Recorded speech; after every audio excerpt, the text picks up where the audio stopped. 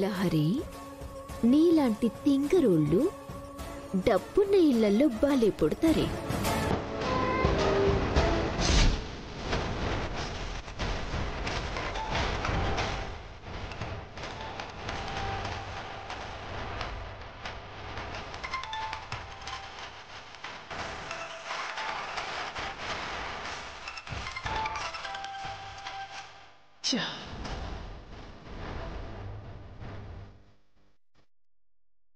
ఇది ఫోన్ ఎందుకు లిఫ్ట్ చేయట్లేదు? కొంప తీసి డాక్యుమెంట్స్ తేవట్లేదా ఏంటి? మనసు మార్చుకోలేదు కదా?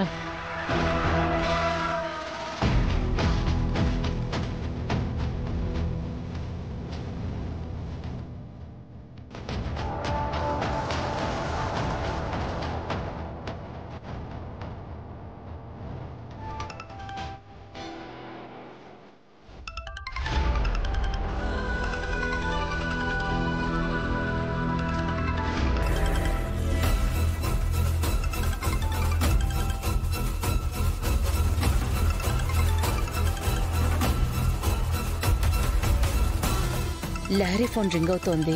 ఎక్కడుందో ఏంటో.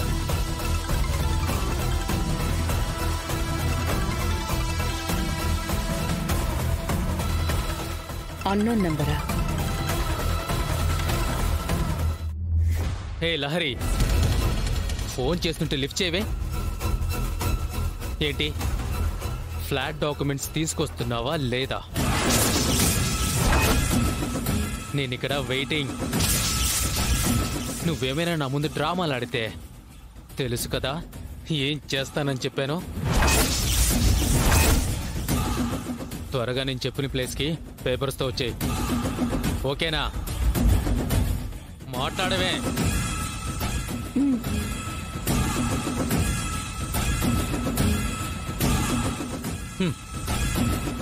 రాక ఏం చేస్తుంది?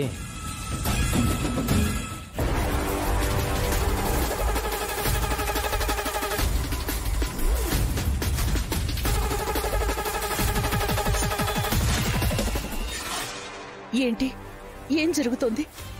లహరి ఏదో పెద్ద సమస్యలో ఉన్నట్టుంది.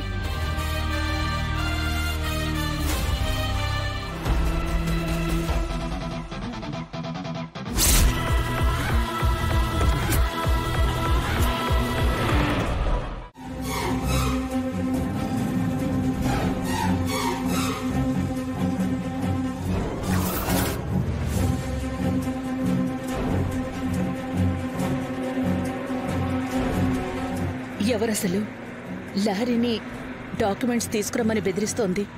ఇన్ని రోజుల నుంచి ఈ విషయం కనీసం నాకు కూడా చెప్పకుండా ఎందుకు దాచిపెట్టింది? అసలు ఏం జరుగుతోంది?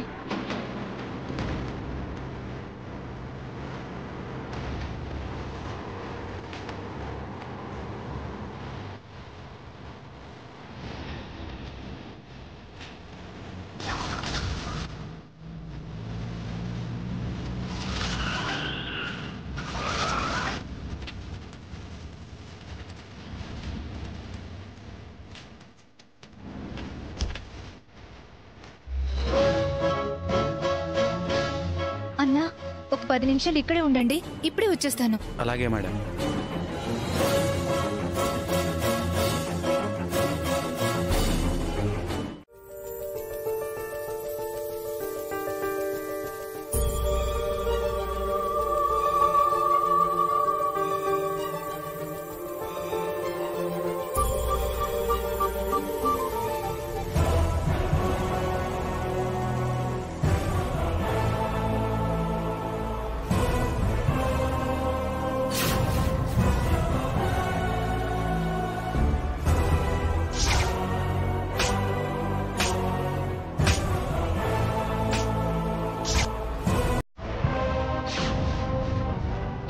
మావయ్య గారు, అత్తయ్య గారు అక్కడికి నిలబడిపోయారేంటి?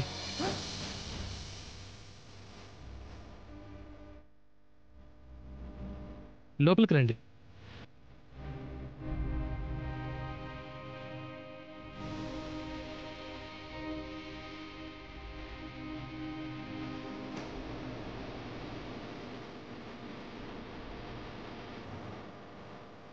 అత్తయ్య గారు టీ రమ్మంటారా? వద్దు బాబు. బాబు, అమ్మాయికి ఎలా ఉంది? తనకిలా అయిందని తెలియగానే మాకు ఊపిరాగినంత పనయింది. శరణ్యకి ఇప్పుడు ఏ ప్రాబ్లం లేదండి. ఒకసారి తనతో మాట్లాడండి.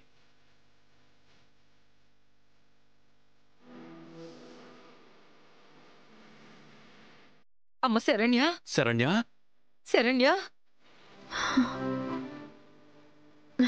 జాగ్రత్త. ఏంటమ్మా ఇది? మొన్ననే ఓ ప్రమాదం నుంచి బయటపడ్డావు అనుకుంటే మళ్ళీ ఇదేంటమ్మా? ఇంత జరిగితే కనీసం ఒక్క మాటైనా ఎవరూ మాకు చెప్పలేదేంటమ్మా? తెలిస్తే మీరు కంగారు పడతారని చెప్పలేదండి. ఇలా ఇవ్వండి.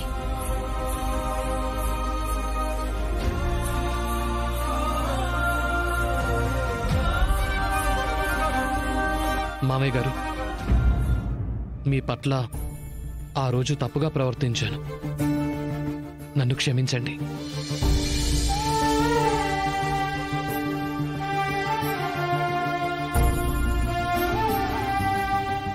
అల్లుడు గారు, పర్వాలేదు.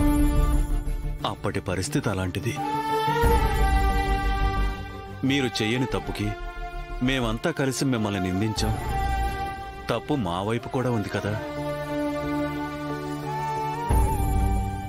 అయినా అల్లుడు గారు, అప్పుడు జరిగిందేదో జరిగిపోయింది. ఇప్పుడు నా కూతురేంటో మీరు అర్థం చేసుకున్నారు. మాకది చాలు బాబు, చాలు.